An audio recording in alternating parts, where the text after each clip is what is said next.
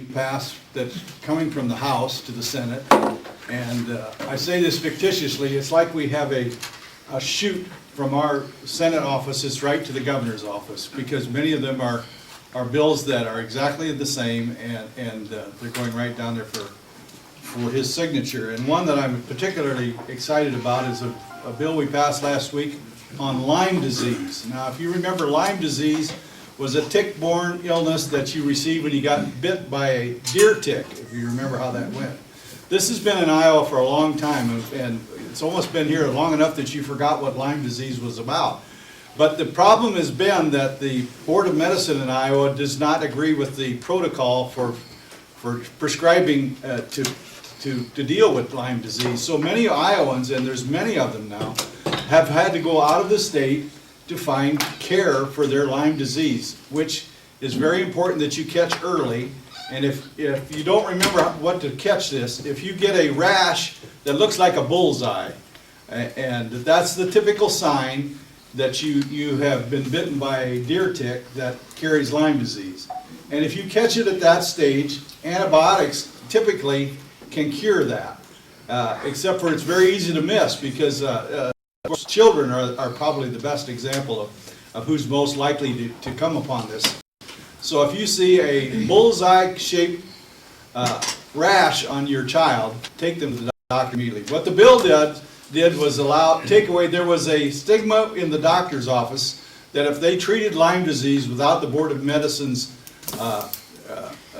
stamp of approval, that they would be disciplined and come under fire for doing that. This bill removes that stigma. So hopefully you can get your Lyme disease treated at your local doctor from now on out. So that went down that chute to the governor's office, and I was actually at the bill signing Friday afternoon for a few minutes, and got a pen that doesn't write. So I guess that means I'm never going to lose that pen now. So this isn't it, and it doesn't write either. So maybe it's just me. I don't know. Other bills last week. Fireworks was passed. We had a bill on malpractice for doctors. That passed. We had a stroke registry bill, which was one that I was kind of involved in quite a bit, even on a personal basis. It helps to set up stroke emergency centers where if you have a family member that's struggling with a stroke, say that fast 3 times, struggling with a stroke, you know that when they get in the ambulance, they'll go to the right place where they'll get care, because there's new medicine out there now that if you catch a stroke in the first 4.5 hours, they can apply treatment that can almost unanimously reverse that stroke effect. And if you don't get that done in that first 4.5 hour period, your prognosis is not as good. So, and there's a statistic out there that says if you're 10 hours of non-treatment for a stroke victim is like aging the brain 36 years. So if there's a big delay from the time of diagnosis, and it's kind of like Lyme disease now, sometimes you can't tell. The best way to tell is if you ask them to stick their tongue out, and if it goes right, they're Republican, and if it goes left, they're Democrat. That part's not true, but if the tongue does go to the side, it's an indication a person could have, and it's slurred speech. Okay, so, am I okay? I don't know. But that one passed, and that was a bill that I was excited to see move on, and it will improve there's 6,000 deaths in Iowa every year from stroke, and 134,000 in the nation. So knowing where to take a stroke patient is very important, and this bill will get the Public Health Department and the Board of Health working on that. So very happy that that one passed.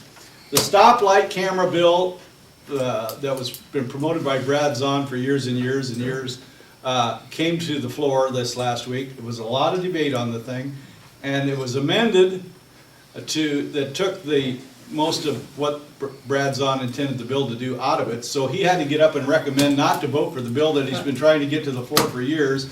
And as I said in the last forum, there was a ripple in the force, if you understand what that means.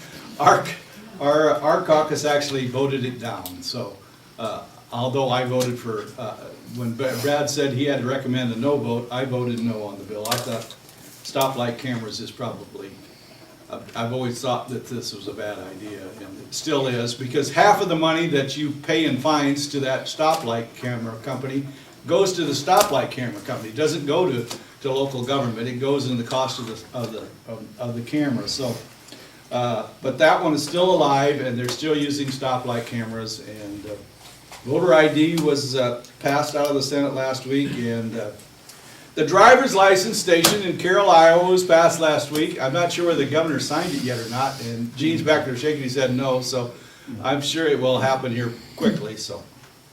But it's that far along. And I'll stop there because my 5 minutes is probably long past. Thank you. A couple of bills that passed that I think were really good bills passed the House. A synthetic drug bill. Basically what that does is it gives local prosecutors more definition on what a synthetic drug is by naming some of them.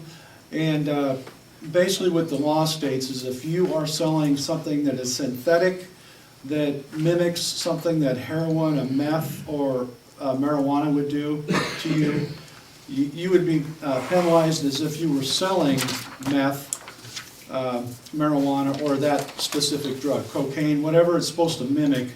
That would give county prosecutors a definition on how to treat that, and would treat the offender the same way as if they were selling the actual drug.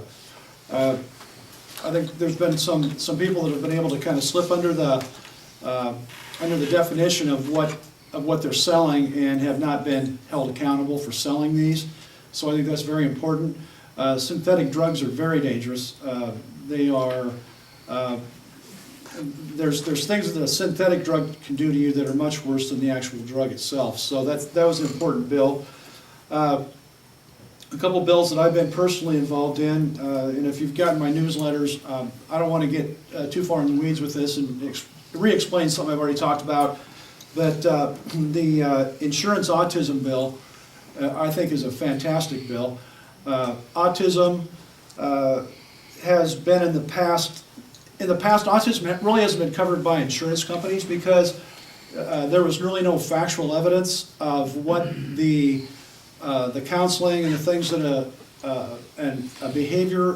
behavioral analyst would do, and how effective that was. So they're getting more and more information on how effective these behavior analysis can help a child. And so what this bill does, and it's sometimes people down at the State House get really upset if we are supposedly mandating on insurances to cover something. The insurances came to the table and worked this out with a group called Autism Speaks, which is a very important lobbying group for autistic families and autistic children. So I was able to manage this bill. We got everybody together on it. It passed the House, and it also passed the Senate just this past week, and it'll go to the governor. For less than 46 cents, which is a postage stamp, per subscriber, that would be what they consider would be the cost to all subscribers. And the fact is that with the things they've come up with behavior analysis, they've determined that about 85% of especially if you get them at a young age, about 85% they have positive outcomes. Some are actually able to come back to kind of a normalcy that we all enjoy. And the social cost of not being able to let these kids come into adulthood and live a normal life is very expensive for society. And the overall good of this bill, I'm really proud of it. It's a great bill. A bill that I have asked for the leadership to allow me to sponsor for a couple years is one that's called the breast density bill. And what that is if somebody goes into a hospital or wherever you go and get your mammogram done, in the past, if you have breast dense tissue, there is no requirement for them to tell you that you have breast dense tissue. And if you have it, a lot of times a possible tumor or something that's unusual won't be sent back to the patient. I shouldn't say patient, but to the person who had the test done. And what that meant was that they would say, well, you have negative tests for this and you're fine. Fact is, they should know that if they have breast density, because they get false, a lot of times you get what they call a false negative, where you don't even know that you've got a breast or a density issue there. And if it doesn't show up and you have that, a lot of times you find out a year later that you had it and you didn't even know it because they were unable to find out. So what this does is it gives you information on how the next step you might want to take, maybe having a better x-ray or a different x-ray that might show more. So there's a group called Army of Pink that have been pushing for this bill for a long time because they had issues where they were told by their oncologist that, oh man, you should have known you had this. This thing's been in there for a year and a half. But they didn't know because they weren't told that they might want to take the next step to make sure. So that's a very important bill, and it got through committee, and it will be, hopefully we'll be debating that on the floor within the next week or two. So that's all I have. We have some prepared questions that the legislative committee has, and you guys have a copy of this, and there's quite a few, and normally we don't have quite as many, so we'll try to go through this segment fairly quick since there's a lot of people here with questions as well. Both of you publicly stated many times your support of community colleges, and as you advocate for those and you speak to other legislators, how do they view community colleges and what challenges do you face as you advocate for community college funding?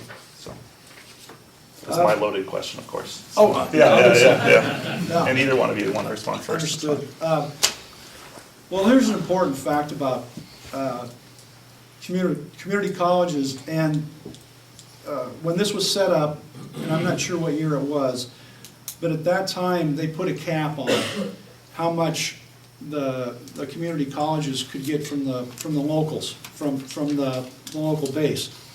At that time, the cap allowed them to get about 25% of their revenues from local tax.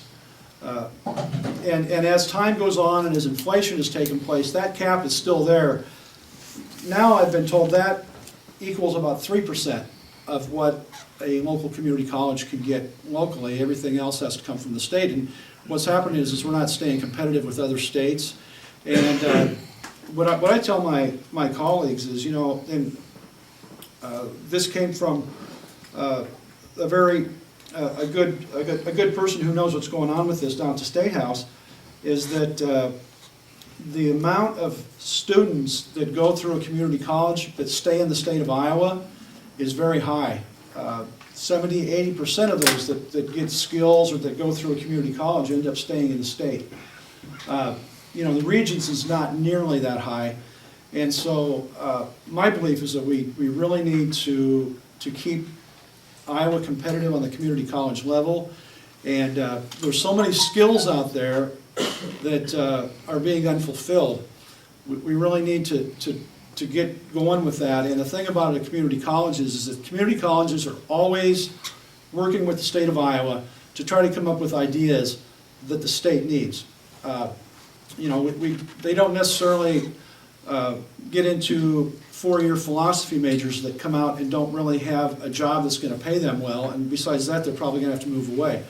Community colleges do a great job with creating curriculum that the state needs that will keep these people in the state of Iowa and give them reasonably high-paying jobs. And so that's what I'm telling my colleagues. I hope that as we go through our budget crunch for the upcoming year, we do need to keep community colleges in mind to try to keep them as whole as we possibly can.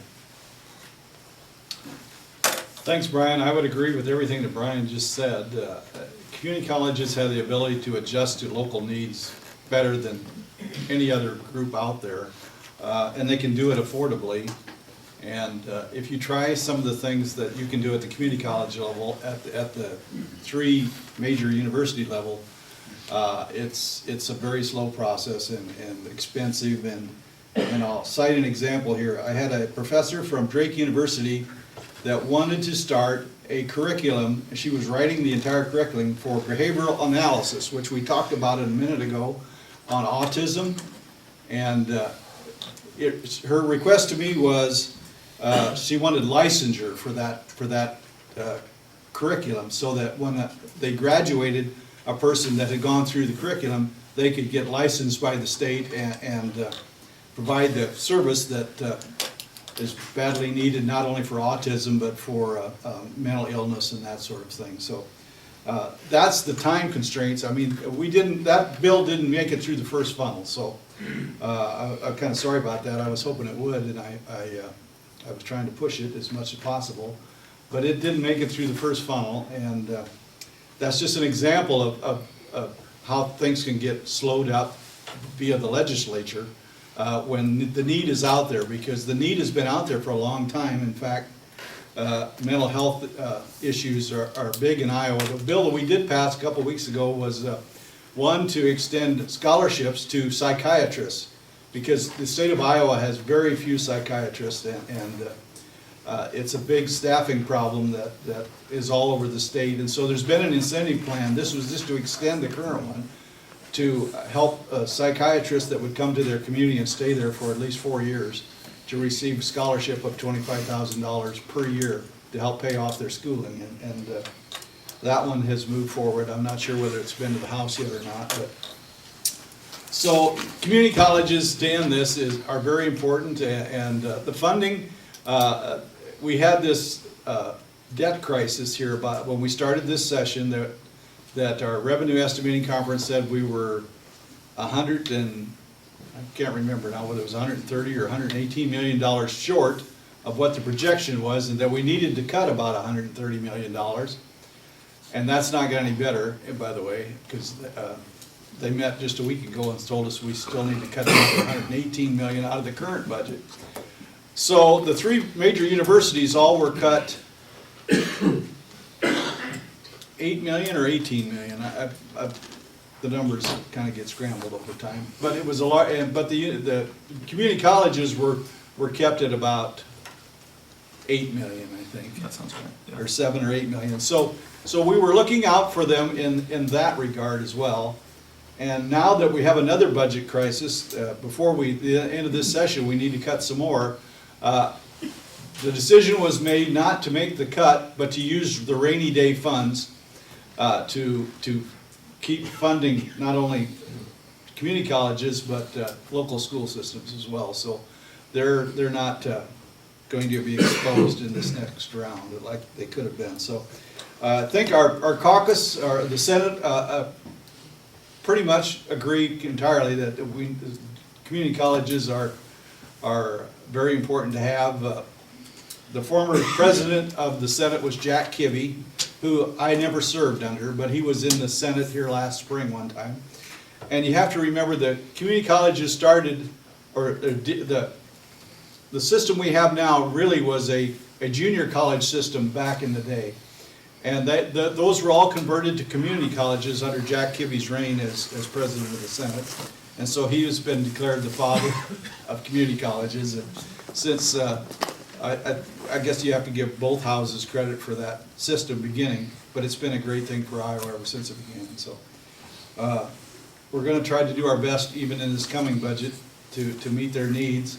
I had one liaison from a community college come and ask me that it was hard enough to take the first cut, but don't do us one more time if there's more cuts in this fiscal year, because literally there's no room to cut anything in the rest of this fiscal year for community colleges. They'd have to just close their doors. And the fact that we're going to use rainy day funds now will help that continue. So, Okay. thank you. Thanks. I'll shorten this question just a little bit too. With regard to the FY17 budget shortfall, it's been proposed to borrow from the emergency fund of $105.9 million. Please comment on the shortfall and tell us what plan we have for a sustainable future for future budgets. So. That's pretty much the $24,000 question. Why don't we fund everything like we would like to, or what's out there? Well, it's because our budget is based off of revenues that come in from sales tax and local income tax. And that's what funds the state government. And we have a rule that we only spend up to 99% of whatever that total would be between those two funds. Well, how have we been doing? Last year, we predicted we were gonna grow at the rate of 3.6%. And 2 months ago, the prediction was we were only growing at 1.6%. So we were 2% below the prediction. That prompted the first cut.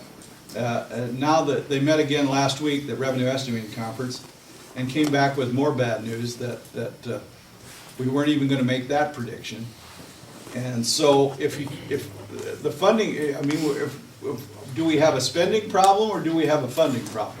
Well, it depends on what side of the fence you're on, I guess, but we've gone through a very long period of 4% plus growth that has fed into our reserves, because that was more money than we had budgeted, and so there was a reserve buildup. And now we're going the opposite way, where we're not getting the amount that we were predicting would come in, and so now that reserve is coming into play and hopefully carry budgets that we couldn't have carried otherwise. Because when you increase spending, that stays with you like the plague. It's always going to be there, and you have to figure out when, under slower times, how do you make a budget that keeps growing? So growth in government is always a tricky problem to solve, and we'll try to do our best to keep it all floating. I often relay it to the guy that was spinning the plates on Ed Sullivan at night. You know, you'd have 100 plates to get spinning. How do we keep all these plates spinning and not crashing to the floor when revenues are down? And it's not an easy thing to solve, but we're going to do our best to do it. So, thank you.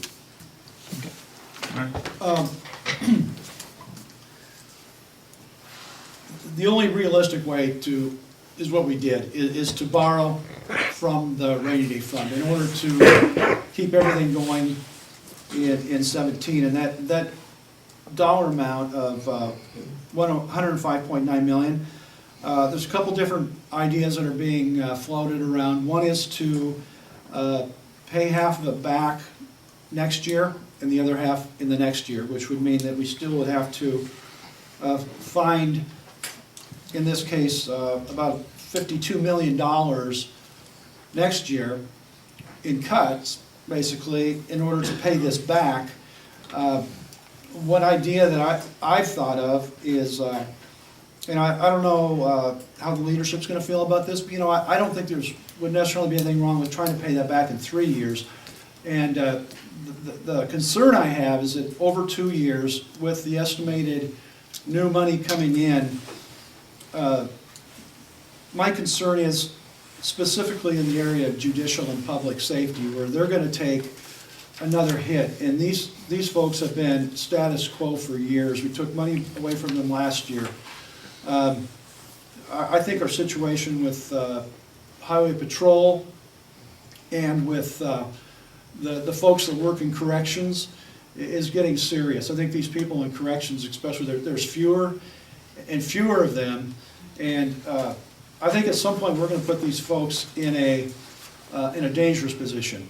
And then you hear about, and I've been talking about this for a long time, so you're probably tired of hearing me say this, but you've got highway patrolmen that are maybe the backup to an accident that's already taken place, driving between 2.5, 3 hours sometimes, just to get there after the initial patrol had been there. And sometimes it takes more than just one patrolman to cover these issues. So I really think we need to do what we can to not make these folks take another hit.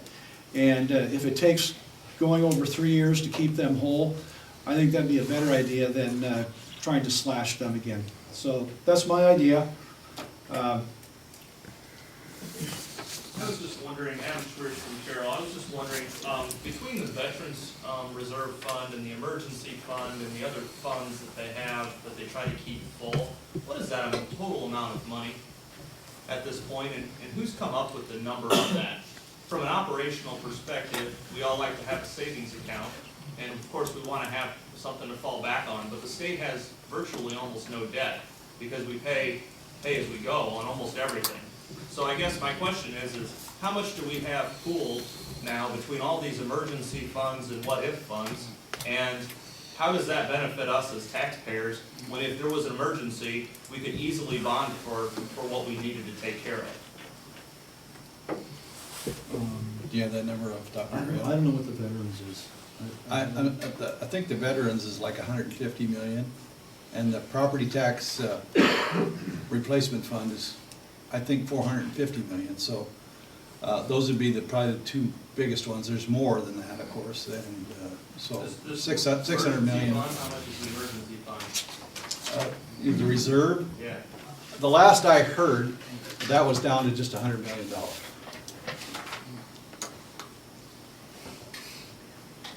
Okay.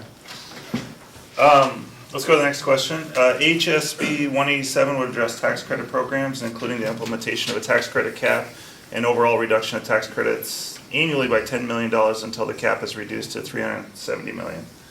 Please explain this further, including what tax credit programs will potentially see cuts and how these programs will be chosen. So, One thing I can tell you is that I think that the feeling of the caucus is every tax credit out there needs to be looked at and examined and try to figure out what these tax credits are actually bringing in for us. It's a very tightrope that you have, because it could be said that, well, it's better to have part of something than all of nothing. If a tax credit brings somebody in the state that wouldn't be here, and they're creating revenues, and they're creating jobs, then it's better to have it, because we definitely compete with other states. And so we have to be competitive. At the same time, I think that there's kind of a lack of understanding of how much we're getting from these tax credits, and I think we do need to look very seriously and make sure that whatever tax credits are out there are bringing a benefit to the taxpayers of Iowa. Some would say that the tax credits really kind of filled a gap in the fact that we're not, if you look at the statistics, in some areas, we're about 45th in the nation as far as being a business-friendly climate. So I think the whole idea of tax credits, when they were initiated, was to make up some of that gap where we do fall behind. So I think that there's some folks that would say, okay, let's look at our overall income tax situation and see if we can make that more balanced. And Debbie Durham has even said to me personally, I don't know if she'd want me to tell you I told you this, but she has said that if we have a fairer, more competitive tax structure, the tax credits may not even be something that we would have needed to do. And so, again, all I can say is everything is on the table. They're looking very seriously at every single tax credit out there. I think Iowa has the highest commercial income tax in the nation. And so what tax credits do to kind of counteract that position is it puts us on an equal footing with our surrounding states, because the tax credit in itself reduces the tax, and since we're the highest in the state, in the country, that lowers our income tax for commercial property. So it helps us in that regard to attract business to the state, and it dollars up to a lot of money, because it's all based off of the fact that some of these funds that we have, like the property tax replacement fund, have, say, $450 million in it. Those funds are based off of income tax. And the one that you probably are most personally aware of is the earned income tax credit. And so when you file your taxes and you may owe $20,000 in income tax, your tax preparer will apply for that earned income tax credit, which the amount is kind of based off what's in the fund and how many people are applying for it. So you may get $5,000 or $10,000 off of your income tax bill because of that fund being there and the ability for the state to pay that. Now, there's another part to that, and there's an unearned income tax credit, so that if you if you're a family that's below in the poverty level and you say have 3 children, you would qualify for up to $6,000 of refund, even though you owe no tax liability.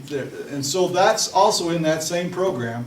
And what that literally does is if you're at the minimum wage and you would get $6,000 of unearned income from that tax credit, that's like adding $3 per hour to your actual wage.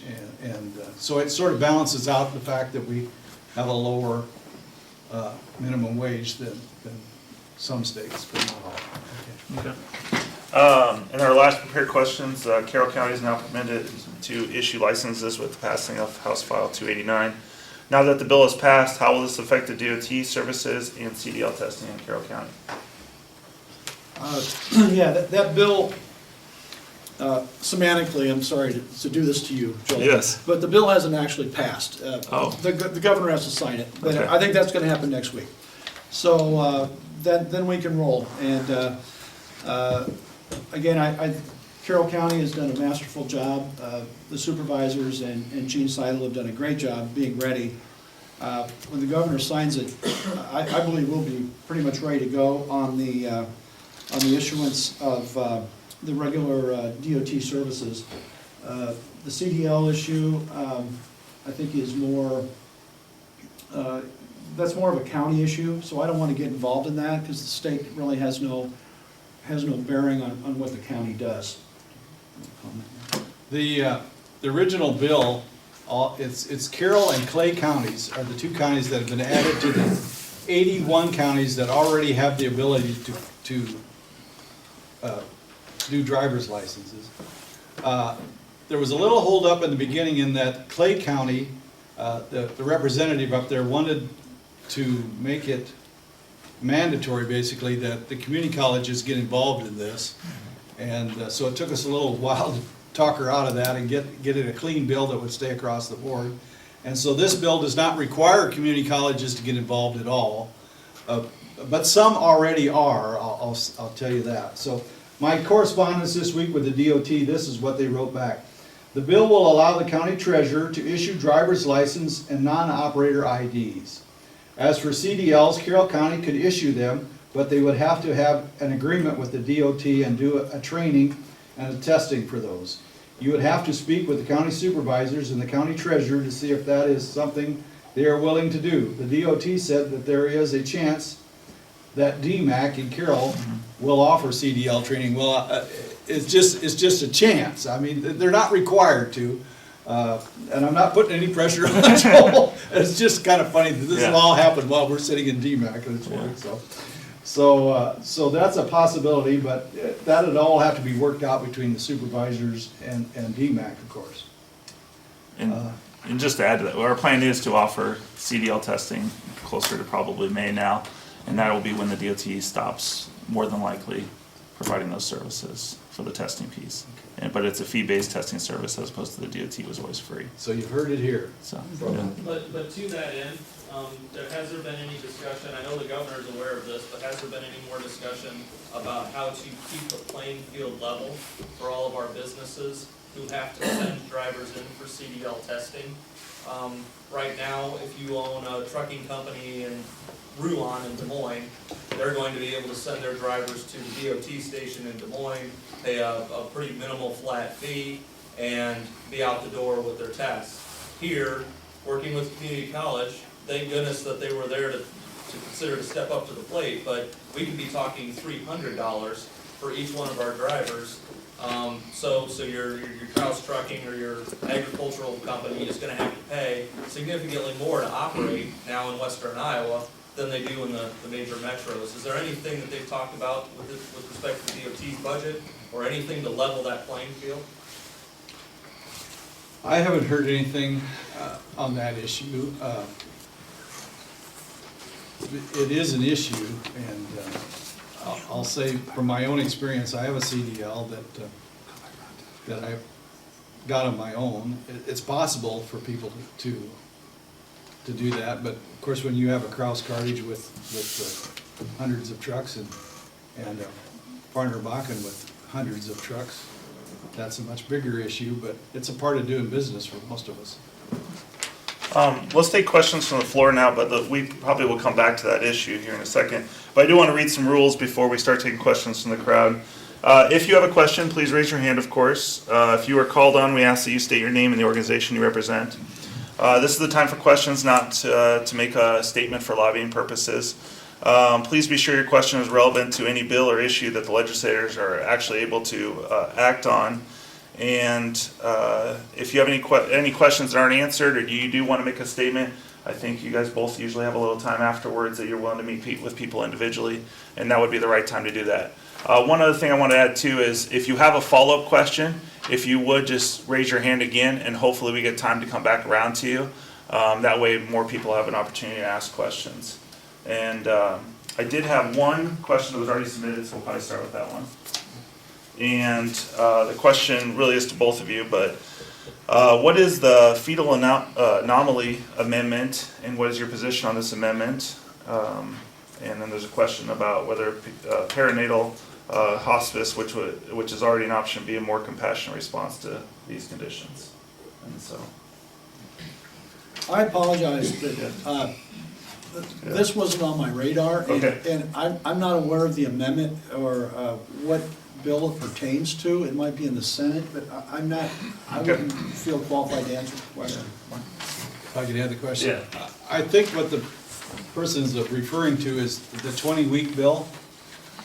We had in the Senate a couple of weeks ago a bill that would ban abortions after 20 weeks of pregnancy. And I think there was an amendment to that one that allowed for abortions below that period if the baby had an anomaly, like it was born without lungs or there was no brain or something like that, that would be an exception to this 20-week bill. So I think that's where this is going, because I don't know of anything else that this would even pertain to. So okay. that bill is in the Senate. It passed out of the Senate here a week ago, and I think it's in the House at this point, probably in Human Resources, going through the process again. So, Okay. so there'll be more on that later. But All right, well then let's open it up to the floor. Yeah, go. it was, where were we before 20 weeks? It was at 26 weeks, which was the beginning of the third trimester. This just reduced it 6 weeks for a legal abortion, down from 26 weeks to 20 weeks. That's what the bill is. Okay, go ahead. Yeah, there was an article, I don't know if you saw the paper this morning or not, registered. Oh yeah, I'm sorry, would you please just state your I name? live on a gravel road. That doesn't show up My until name's- 2 days my name's- later. Dick Searle, I live here in Carroll, represent myself. But it's talking about the private Medicaid, privatization of the Medicaid program that Iowa started this year. And it indicates that somebody in the governor's office signed a contract in February to pick up any overages that these companies had. And they're saying now that the state owes them $450 million that they weren't compensated for. And I was just wondering, did you know about this contract that was signed to agreeing to pay for this? And where's this money gonna come from? You know, so far we've had overages of 50 or 100 million. 450 million is a pretty good sized chunk. Pretty good. That would take all the property tax replacement money. I'm aware of the number. I don't know who signed the contract. That was done at a higher pay grade than me. But the number is probably about right, because that's about what they're reporting in this last oversight thing, the money that they paid out of their own pocket. Because you see, when this started, to apply for to be one of the 3 MCOs, there was an RFP put out. They had to have so many contracts with providers out in the rural areas or all over the state to become eligible, and they based those rates off of established rates that were actually, I think, out of date. And so they were set contracts that were lower than the cost of the fee-for-service type of arrangement. And so as they're going along, they're figuring out they're getting a lot more claims than they're able to pay. And so they've been doing whatever they can to not pay those claims. And a lot of times, if you put a claim in, it gets rejected, because it's all done on computer now, and if you don't have your I's dotted, it would get thrown out and you'd have to reapply. So they all are reporting losses of I think both of them were 200 million, and one was 150, so that would get your $450 million. But I've never heard this statement that they guaranteed that if they lost money, they were gonna make that up. I don't know that exists. I'll bring the paper up after you can read it. For the provider's sake, I hope it does exist, but I'm not sure I've never heard that. For the state's sake, I hope it doesn't. Well, it depends on what side of the coin you're on again. If you have a son or daughter that's in these type of services, they're critical. And the expansion of Medicaid is what's led us to this problem, because we've added 150 million able-bodied people to the list of Medicaid recipients that weren't there 4 years ago. Long ways from what the governor said we were gonna save by doing that. Actually, the savings is there, because the contract saved $200 million over what we'd have paid in the first place. That's how they figure what the savings was. It wasn't anything about what they paid, it was about, here's what our prospective payment was going to be, whatever that number is, and they signed a contract with the MCOs for $200 million less than that. So the state's actual paying was $200 million less than the projected payment was going to be, and that's how they figure that. So does that make sense? Yeah. Instead of doing follow-ups, let's just, everybody raise their hand in turn, but if Okay. you want to respond to that, you can, of course. I knew nothing about it. I can tell you that right now. I knew nothing about it. And it's ironic to me that, that what we were paying before we privatized, is now more than what we were paying before. The privatization apparently isn't working very well. You have to deal with these in your business down here, don't you? Yes, How's it going? not well. I can tell you that Medicaid is probably, of all the insurances that we bring in, that we take money from, Medicaid is a very small percentage. We're spending 50% of our time trying to collect about 7% of our money. And I'm not saying that as a personal beef, because I'm just saying this, extrapolating that to what everybody else is having to deal with right now, and saying that it hasn't been successful up to now.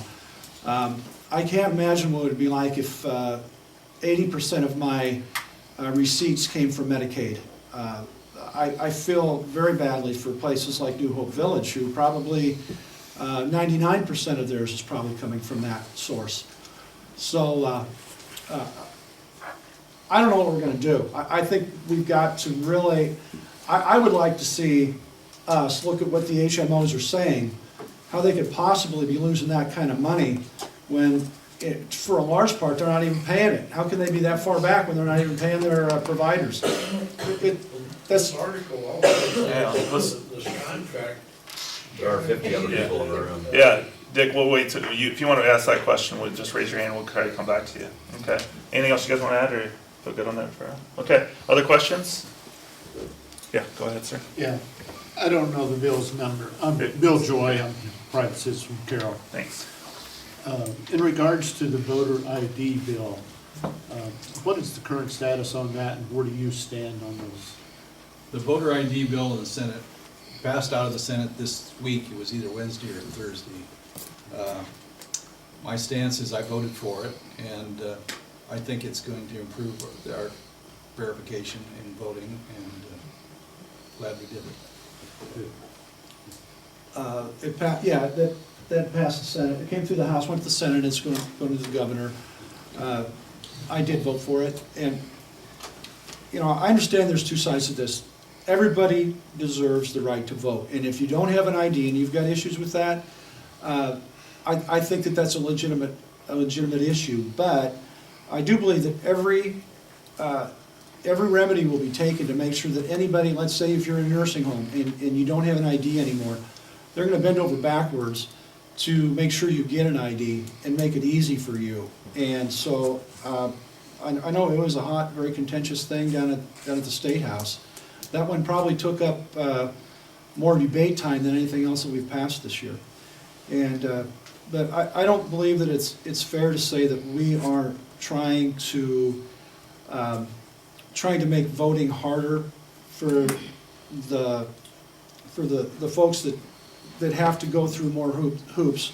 I mean, we all have licenses, and so, you know, I mean, I'm not gonna say that, not everybody does have a license, but those of us who do, take for granted that it's gonna be pretty easy to do, because we've got that form of identification. For those who don't have that, you know, I think the Secretary of State and the counties will probably have to do a little bit more to make sure that they get the correct things that they need to vote. There are other things you can do. There's passports, and there's any kind of a veteran's ID is usable.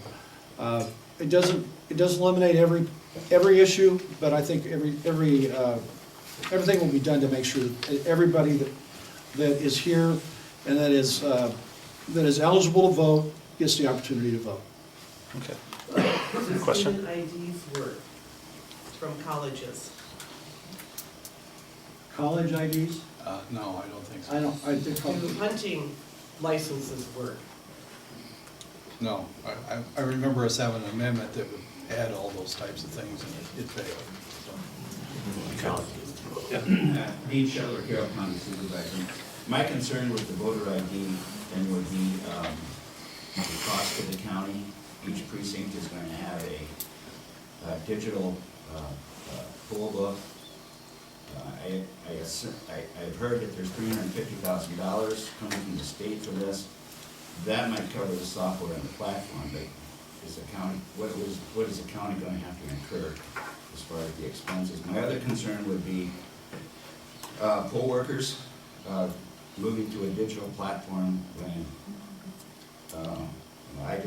we have a hard time getting poll workers now, and I'm just concerned about the fact that these are people that are retired, and I'm concerned about that.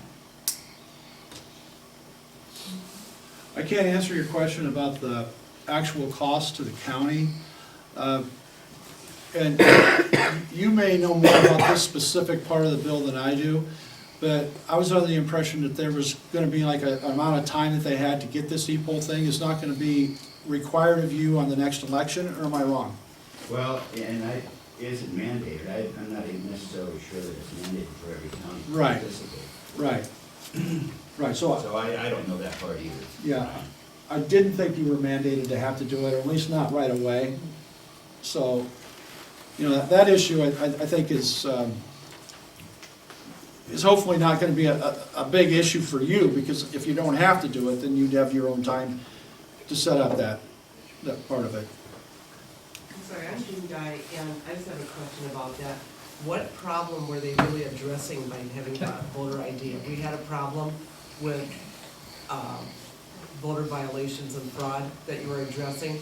And did you, and since you guys do have a budget problem, did you guys do a cost analysis of it to see what it will cost through the state to rectify this issue?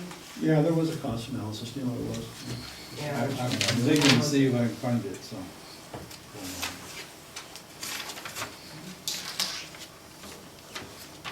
was there fraud though, or any other issue that caused you guys to decide that you needed to address this now?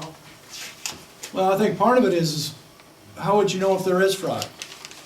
I mean, you can take, you can say, okay, well, we don't think there's fraud, but at the same time, how would you know? Because if it's not vetted, there's no way of knowing if there is or not. I think there were some situations where we were told that some auditors would say, well, it wasn't worth following up. We had some complaints, we had this and that. If an election isn't close, there's really no reason to even go back and look into it. So I think I can't tell you with 100% clarity how much fraud there was, probably a limited amount. And you don't know the cost, or you do know the cost of what it's going to cost? You know, from I think it was $2 million, but I haven't found the actual number here yet. So. Well, do you want to go to the next question while Mark's looking up that number? Sure. No? Yeah. Let's go and take another question. So let's go back here. I'm Miners, Carroll County Supervisor.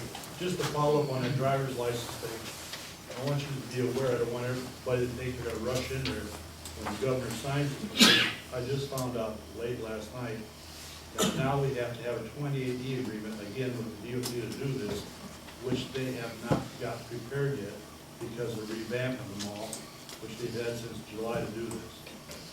So this is not maybe gonna happen real quick yet. And we'll That would have, be for all 83 counties. Yeah, that's for all 83 counties. we'll have a conversation on Monday about that. Okay, but I just want to make the public aware of that. Okay, appreciate that. I wasn't aware of that either. Let's go to the red sweater first, then we'll go to Adam after this. Yeah, you had a question? Yeah. I have a question about the bill that would require the legislative branch, I'm Frank Hermsen, by the Yeah, way, thank just you. speaking for myself. Require the legislative branch to pay the non-union rate for your health insurance. In the past, you've been mistakenly paying the union rate. This bill was going to require legislative branch people to pay the, what you should have been paying all along, and there was some effort to have legislators and other employees of the legislative branch reimburse the state for what people should have been paying.